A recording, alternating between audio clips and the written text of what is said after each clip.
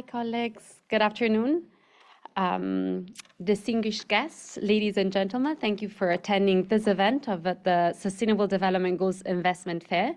Today, we're grateful and we're here to highlight significant investment opportunities in social infrastructure that are instrumental in advancing the SDGs in Serbia, Mauritania, and Brazil. I'm delighted to be joined by the following panelists. I'll call them in the... Yes. So Mr. Goran Simunovic, Integrated Solutions Portfolio Manager, SDG Integration Center, UNDP Serbia. Ms. Ivana Vukasinovic, Acting Assistant Minister, Ministry of Science, Technological Development and Innovation, Serbia. Ms. Galia Majub, Investor Relations Coordinator, Investment Promotion Agency of Mauritania. And Mr. Giovanni Calfat, Managing Partner of GRT Partners, Brazil. My name is Vivalda Pujali. I work at the United Nations Joint SDG Fund. The Joint SDG Fund supports countries in advancing the Agenda 2030 by helping to reinforce their SDG financing ecosystem and catalyzing strategic investments that unlock public and private capital towards the global goals. I am delighted to be here. Hi, welcome. So I think are there other panelists joining or? Okay, perfect. So that will be, we'll start now. There will be spotlight presentation that includes on Serbia, that includes the presentation of the SDG Investor Map presented by Mr. Goran Simunovic. There will also be a preview of a biotech campus in Serbia, Biofor Campus Belgrade, presented by Ms. Ivana Vukasinovic.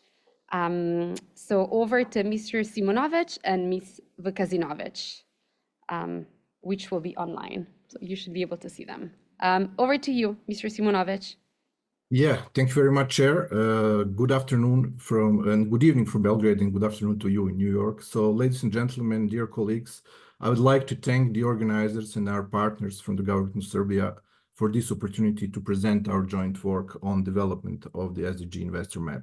So a quick refresher before we go to the slides. What is SDG Investor Map? I assume that many of you know, but for the ones who don't, it's a database that actually displays in a structured manner profitable local investment needs and gaps that can be bridged by private investments and investments which are contributing to achievement of the SDGs. So there are these important preconditions. These investments need to contribute to achievement of the SDGs. In Serbia, this map was developed within the UNDESA-funded project Sustainable Investment Promotion and was presented in June 2023. It took us almost a year to develop it. It was really a quite challenging job, but we successfully finalized it. Since then, this map became a valuable instrument for shaping the investment policy and for strategic approach in this field.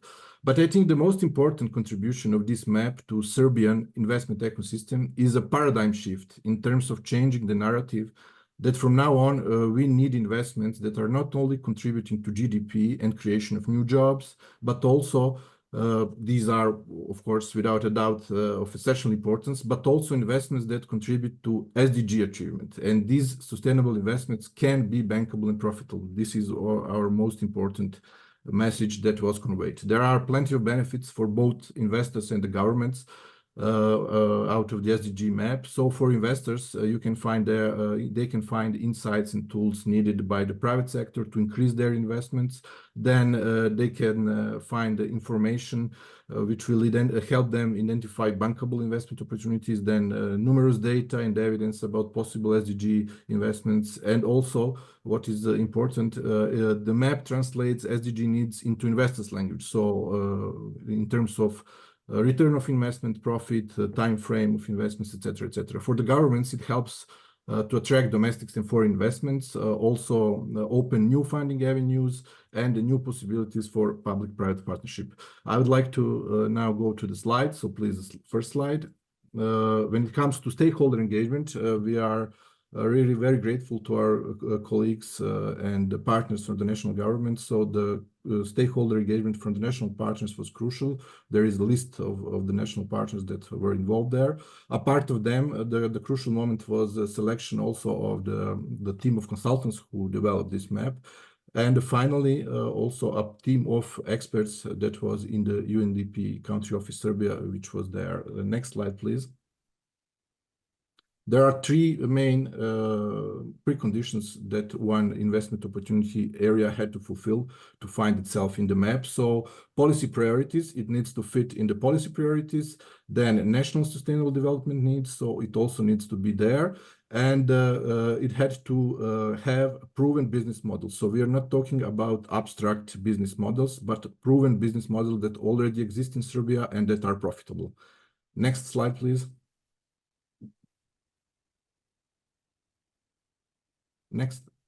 Yeah, the SDG Investor Map, you can find it on the SDG Global Investment Platform. So a part of Serbia, there are more than 30 plus countries that had developed this map. So you can find it here. Next. There are 5 top priority sectors defined. So food and beverage, renewables, alternative energy, technology and communication, infrastructure, and healthcare. These sectors were outlined as the most important for the SDG Investor Map in Serbia. Next slide. Within these 5 sectors, there are in total 13 investment opportunity areas. I will not read it. You can see it here. And total amount of investment potential is more than $8 billion of US dollars. So we are talking about direct investment potentials. If we are taking into consideration a multiplying effect, so the next slide, this figure rises to more than $20 billion, which is quite significant amount of money, I would say, even for the more stronger economies than the Serbian. There are plenty of data, there are plenty of information, but due to time constraints, I'm forced now to stop my presentation here. And next slide, here you can find the link where you can see the SDG Investor Platform. And on this QR code, you can also see a visual presentation of the SDG Investor Map Serbia. I'm open for any questions, and thank you very much again for the opportunity. Ivana, over to you.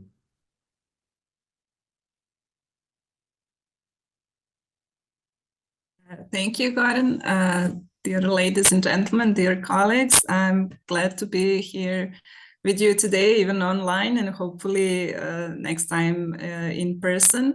Goran and I have this difficult task to represent a lot of information, but this is just a quick preview of what are we doing so far in Serbia. I would like to go now to a presentation of one of the biggest investment when it comes to science in Serbia. I'm thrilled to have the opportunity to introduce the Bio4 campus Belgrade, representing Serbia's most significant investment in science yet, poised to establish Bio4 campus as a global development hub. In the next slide, please. In the words of Steve Jobs, the convergence of biology and technology signals a transformative era. We envision a future where innovation and collaboration drive scientific breakthroughs, economic growth, and societal progress. Serbia has invested heavily in fostering innovation, boasting state-of-the-art infrastructure, including 4 scientific technology parks, the 5th one being constructed right now, and a burgeoning ecosystem for the 4th industrial revolution. Our government has enacted progressive regulation offering strong tax incentives to spur knowledge-based economic growth, attracting top talent and fostering innovation. Furthermore, Serbia's upcoming chairmanship of the Global Partnership for AR underscores our commitment to leadership in artificial intelligence, research and governance on the global stage. Leading tech companies are already conducting groundbreaking research in Serbia, fueling collaboration and enhancing our global competitiveness. Recognizing the revolutionary potential of the convergence between life sciences and ICT, Serbia is strategically positioning itself in key areas such as medicine, agriculture, industry, and environmental sustainability. The Bio4 campus will focus on 4 key areas: biomedicine, biotechnology, bioinformatics, and biodiversity. These represent the cornerstone of our interdisciplinary research efforts, addressing societal challenges and advancing scientific knowledge.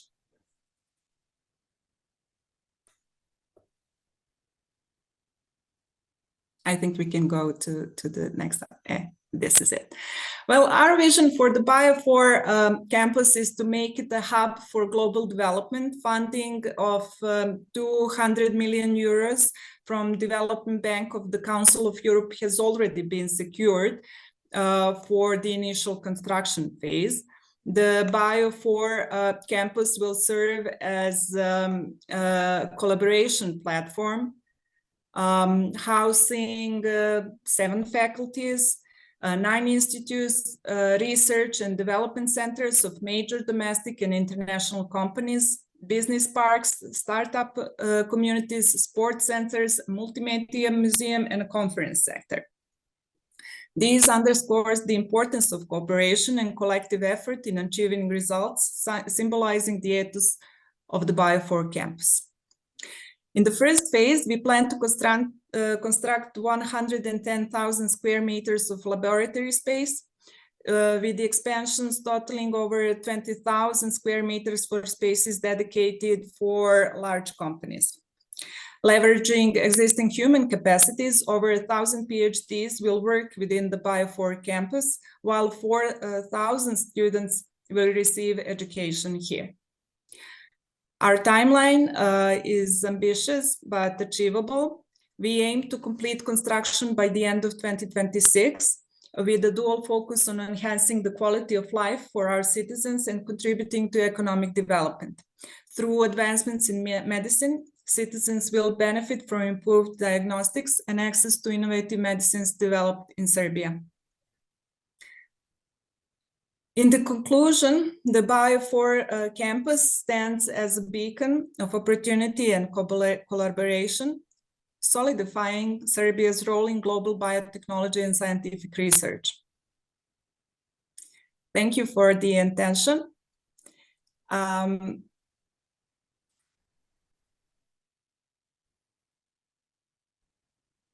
I think that there is also one more slide. This is it, where you can find the email for further information if you seek any. Thank you.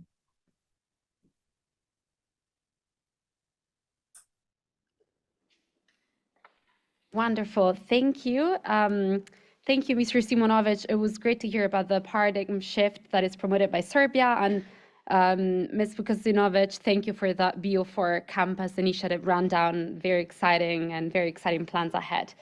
I'm now delighted to give the floor to Ms. Galia Majup, participating virtually, who will tell us a bit about the investment project in Mauritania. So Galia, Investor Relations Coordinator, Investment Promotion Agency of Mauritania, over to you. Thank you very much. It's a pleasure for me to be part of you today and to be able to present Mauritania once more after last year's successful SDG Fair. Thank you. Today, I would like to focus on a project that is aligned with the SDG 2, which is about empowering agriculture. I was talking about the project topic. It is aligned with the SDG 2 in order to empower agriculture. This PPP project is an agro-industrial sugar production complex in the Fumigleda zone, which is along the Gorgol River, that is in one of our important regions in Mauritania. Next slide, please. Of course, some of you might not have heard of Mauritania, but it is a land that is extensive in terms of prosperity because we have a lot of resources and deep sea ports and endless opportunities, like we like to call it. We even like to call it the land of the future because we have things like green hydrogen that is also aligned to the SDGs that has started in Mauritania, and we aspire to be the first country to establish the first green hydrogen code. I would like to move to the next slide to briefly talk about the project. So also, I would like to share with you that the government has been working very actively on empowering agriculture by creating infrastructure and implementing infrastructure programs, including access to water, the access to land and electricity, making it easier for even small farmers and SMEs and also big investors to invest in agriculture. The reason why we have a focus on the production of sugar is because Mauritania is ranked number 9 in the world consumption of sugar, yet we don't produce it, we import it. And we want to decrease completely our independence of the importation of sugar, with given the importance of it in our country. Next slide, please. The total consumption per capita here, to give you an information, is actually 86.7. And the estimated average consumption is of the refined white sugar is about 200,000 tons per year. This project focuses on 2 components. Of course, the first one is the establishment of an efficient irrigation system, the production of sugar cane, of course, on an irrigated area of 8,000 hectares. And the second component is also very important, which is the next phase. It is about the installation of a factory with a capacity of 5,000 TC per day, which will produce approximately 106,000 tons of refined white sugar per year. The production of electricity and also various other derivatives, including livestock feed and fertilizers, are also planned. So we plan to industrialize this project after it's been conducted into an industrial phase, together with the investor, of course. Next, the regulation framework. This project is a PPP model. I assume most of you have heard of it. It is a concession type of project, and this concession is 30 years.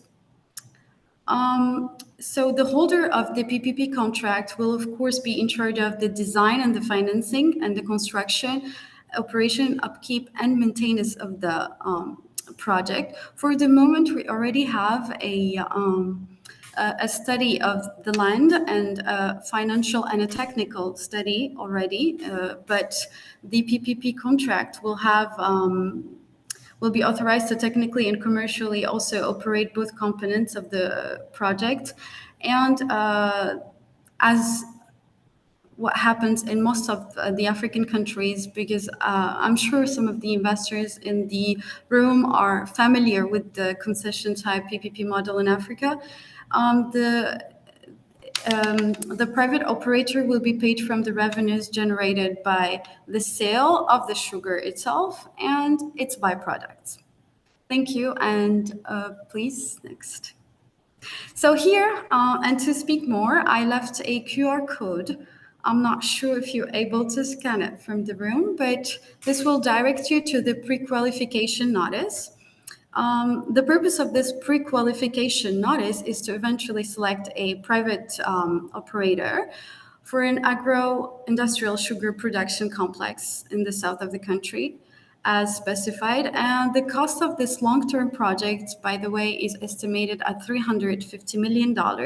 This code will direct you to a PDF that will give you more information about the regulation framework, and also you are able to apply because this is a currently open tender. Next, please. Before the video, I would like to specify that we look forward to work with investors, especially American investors, given their experience in agri-food processing and in agriculture.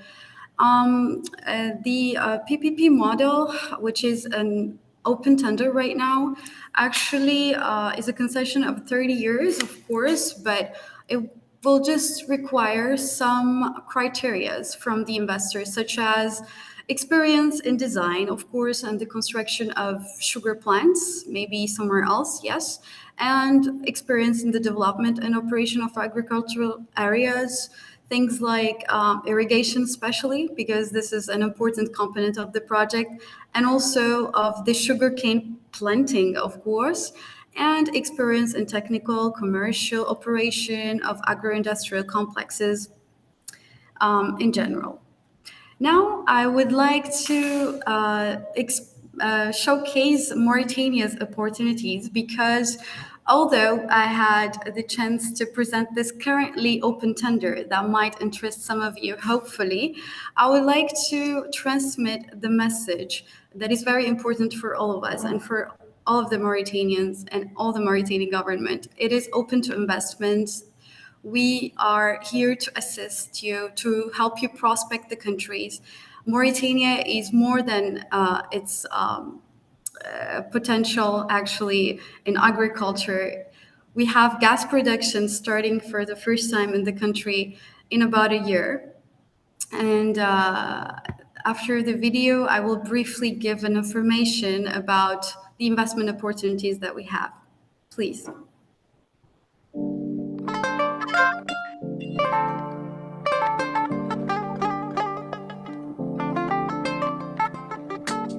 معاً بدأنا مسار التأسيس لبناء اقتصاد قوي يعتمد على سواعد وخبرات وطنية مخلصة ومثابرة لنحقق الاستفادة القصوى من مقدرات بلادنا الغنية بمختلف الموارد الطبيعية.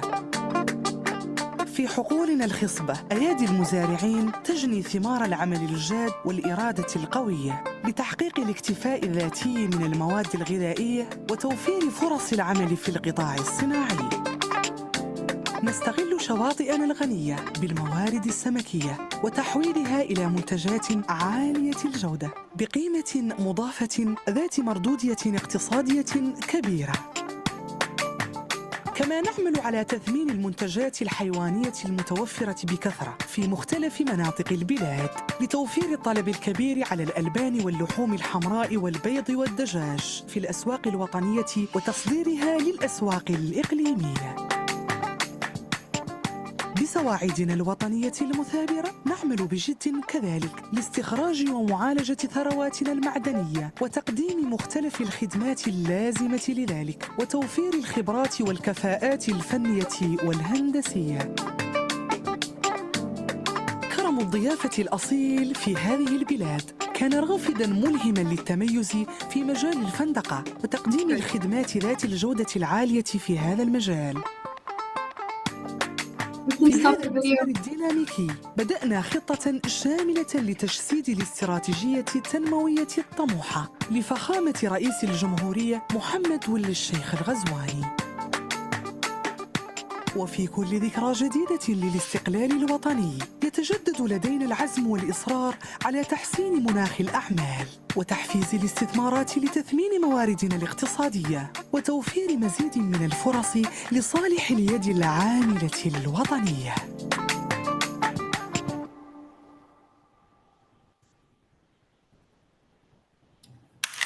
Thank you very much. So this video was actually, I showed you this video because I want to put you in an image together with me.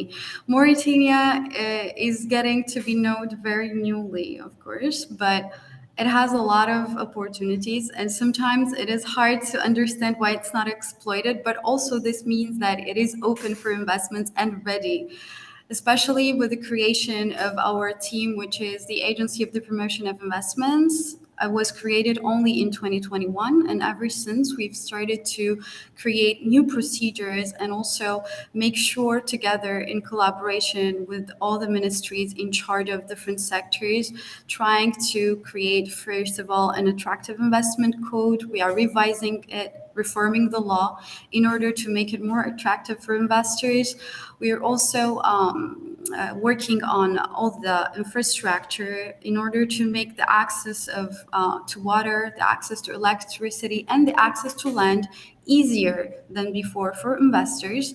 So I was able to hopefully show you that we have opportunities other than agriculture also in livestock, because we have millions of heads of cattle that are not exploited, and also in mining and in fisheries and in tourism even, because we have started also collaborating with some investors who are interested in building a touristic infrastructure in Mauritania, including 5-star hotels and so on. Fishing and seafood products are also important, because with a coast of more than 750 kilometers and a profitable fish industry, investors can come in and try to work on transformation field in fisheries. There's also the exploitation of gas, like I specified earlier, but Mauritania is beyond its potential in gas. Thank you very much. I don't want to be very long. There is a lot to tell indeed, but I was just trying to reassure you that we are open for investments and we aspire to become the new investment frontier. I left my email here. If you are interested in the complex that I presented to you today, feel free to come in with any further inquiries. Thank you very much.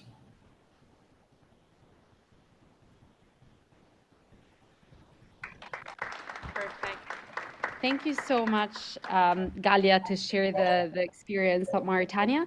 And I'm now delighted to give the floor to Giovanni Calfat, Managing Partner of GRT Partners, to tell us about the investment project in Brazil. So over to you.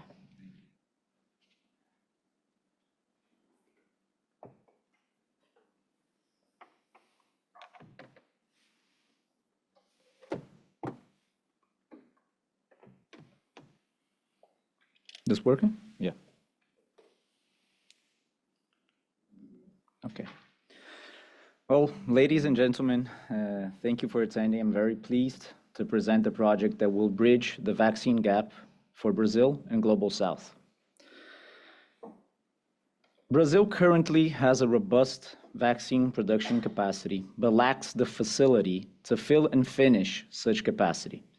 And that is the main gap that this project will bridge. It will transform Brazil health as we know it by supplying up to 98% of national vaccine needs and transitioning Brazil from an importer to an exporter to over 70 countries. Also note that Brazil already supplies vaccines to WHO and other NGOs. The project will also create around 5,000 direct jobs and more than 10,000 indirect jobs to an underdeveloped area of Rio de Janeiro. Further on, I will detail aspects in connection with environmental sustainability, governance, as well as a more guided overview of the alignments with SDG. Financially, this project will require an investment of approximately $1.6 billion. Of that, the government already invested over $300 million since 2016 in land work, equipment, and project designs. Now the private sector will invest the remaining $1.2 billion, and we have received full support from commercial banks and DFIs to make that happen through a project finance structure. As you all know, the G20 will take place in Rio de Janeiro in November, and we expect heightened interest given the location of the project and its global development impact. We will invite you all to visit. GRT was awarded the public bid in December 21, and pursuant to this, we signed a 20-year build-to-suit contract with Fiocruz, a public company directly linked to the Ministry of Health and the most prominent and prominent science and technology health institution in Latin America. Through its business unit, Biomanguinhos, they are able to develop and produce a wide range of vaccines for Brazil and abroad. GRT has been developing the project so that the plant will meet national and international vaccine demand, reduce vaccine manufacturing costs, as well as expand the existing vaccine portfolio of Fiocruz. Now, to expand our overview on the South-to-South integration that today is done by Biomanguinhos, we can clearly see how through OMS, PAHO, and UNICEF, Fiocruz have been able to, over the years, and even with their limitations in terms of fill and finish capacity, increase their presence in the yellow fever and ACW vaccines. Today, they focus their efforts in Africa, India, and China, and in the future, this could grow exponentially. Just as a highlight, Fiocruz is able today to produce, fill, and finish around 120 million doses a year. When this project is operational, this number will increase to over 600 million doses.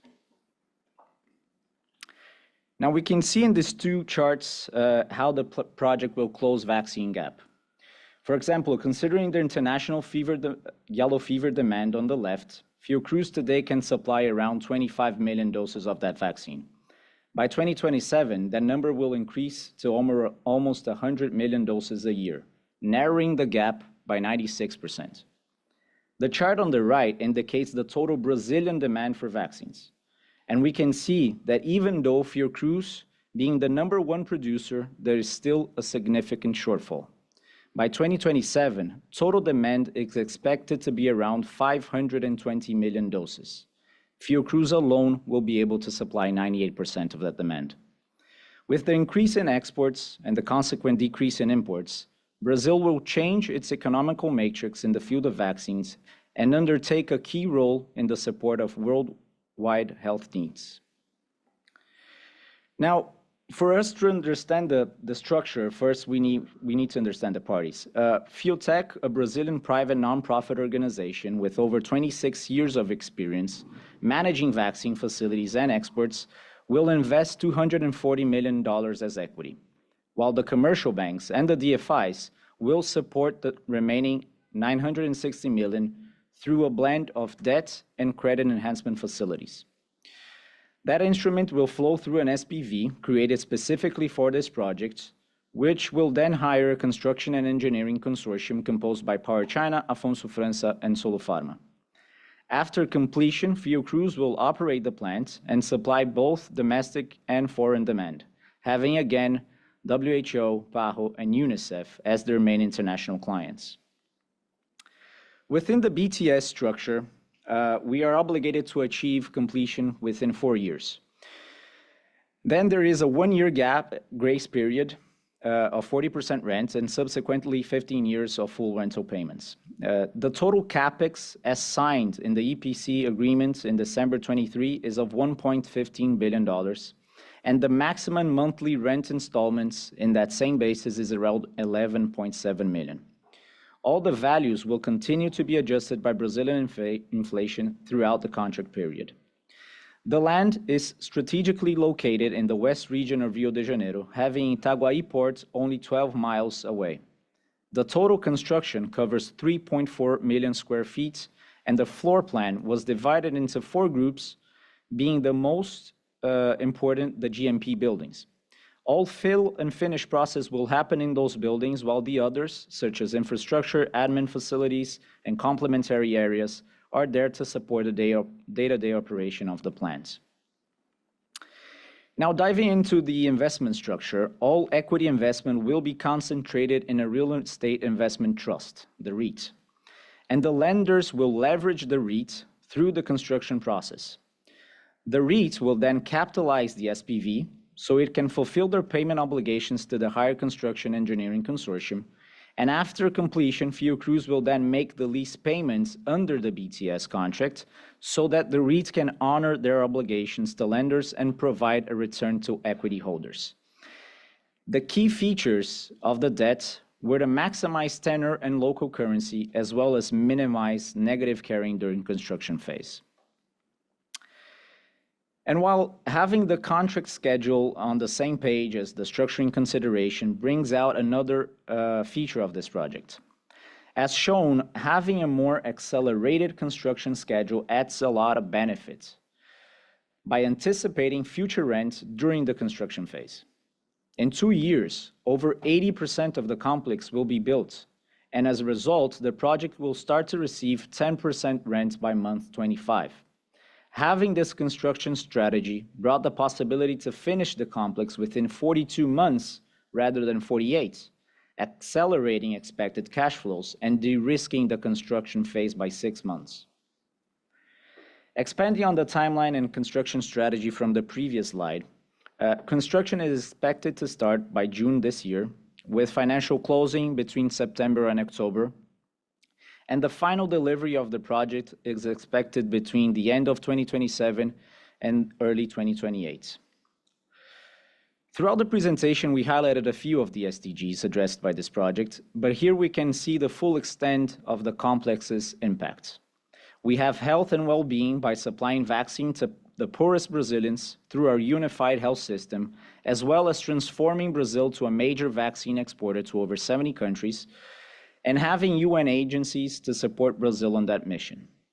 A rigorous public bidding process that was reviewed and is constantly monitored by a federal budget overseeing entity. The creation of more than 5,000 direct jobs as well as 10,000 indirect jobs during construction phase. A strong partnership between Fiocruz and the UN agencies to supply vaccines worldwide and promote the South-to-South integration as well as international cooperation. The project has also an environmentally sustainable design, which will result in the complex that is LEED certified and will run 100% on clean energy through solar panels. All purchased materials have recyclable content, and the resulting solid waste will be used in composting and applied to landscaping. Also, employees will be trained in chemical waste management, and there were more than 30,000 trees planted around the site, creating a green belt to preserve biodiversity and mitigate the construction impact. And finally, all rainwater will be captured and all water resulting from effluent treatments will be reused on site. Thus, the project will address SDGs 3, 6, 7, 8, 12, 15, 16, and 17. Now to close with the final key considerations, Brazil will become self-sufficient with regards to the field of vaccines, as well as an exporter to the global south. Lease payments will be made under a sovereign entity as a counterparty. It's a full ESG project beginning to end. A highly bankable structure with long-term stable cash flows, strong guarantee structure within the EPC agreement, and strategic equity partner. A robust governance having all processes monitored by federal regulators, a well-known EPC management company, and an investment structure fully regulated under the Brazilian SEC. With that, I would like to thank you and thank the UN for inviting us to take part on this panel. Everyone that attended here today and everyone that joined online, thank you.